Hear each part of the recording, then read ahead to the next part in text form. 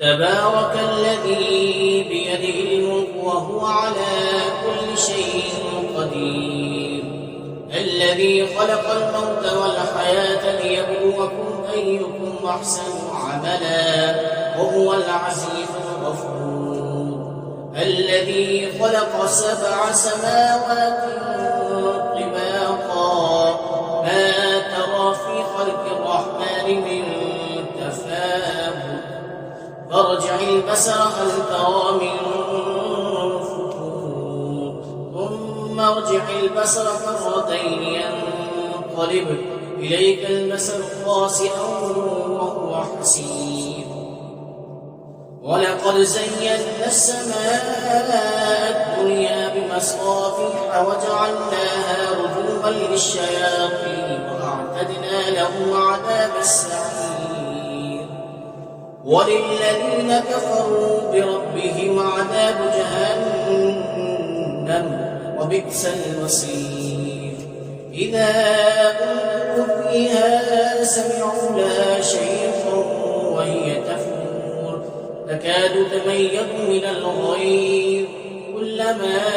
ألقي فيها فوج سألهم خزنتها ألم يأتكم نذير قالوا بلى قد جاءنا نذير فكذبنا وقلنا ما نزل الله من شيء إن أنتم إلا في ضلال كبير وقالوا لو كنا نسمع أو نعقل ما كنا في أصحاب السعير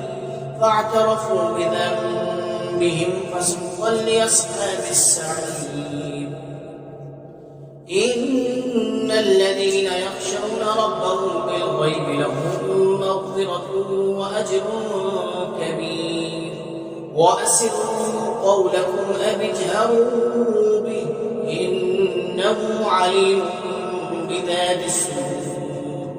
ألا يعلم من خلق وهو اللطيف الخبير هو الذي جعل لكم الأرض ظلولا فامشوا في مناكبها وكلوا من رزقه وإليه النشور أأمنتم من في السماء أن يخسف بكم الأرض فإذا هي تمور أم أمنتم من في السماء أن يرسل عليكم حاصبا فستعلمون كيف نذير ولقد كذب الذين من قبلهم فكيف كان نكير أولم يروا إلى الطير فوقهم صافات ويقبضن ما يمسكهن إلا الرحمن إنه بكل شيء بصير أمن هذا الذي هو جند لكم ينصركم من دون الرحمن إن الكافرون إلا في غرور أمن هذا الذي يرزقكم إن أمسك رزقه بل لجوا في عتب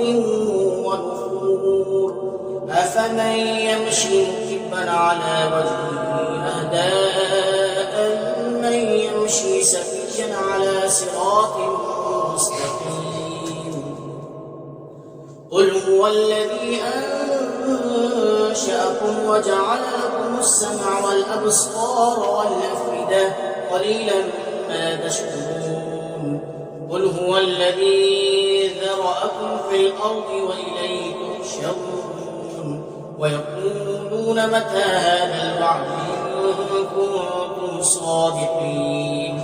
قل إنما العلم عند الله وإنما أنا نذير مبين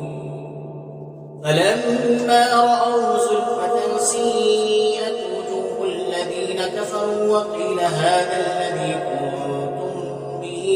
تدعون قل أرأيتم إن أهلكني الله ومن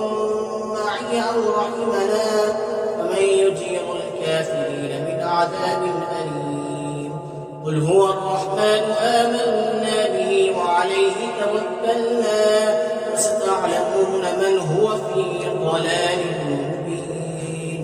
قل أرأيتم إن أصبح ماؤكم غورا فمن يأتيكم بماء معين صدق الله العظيم.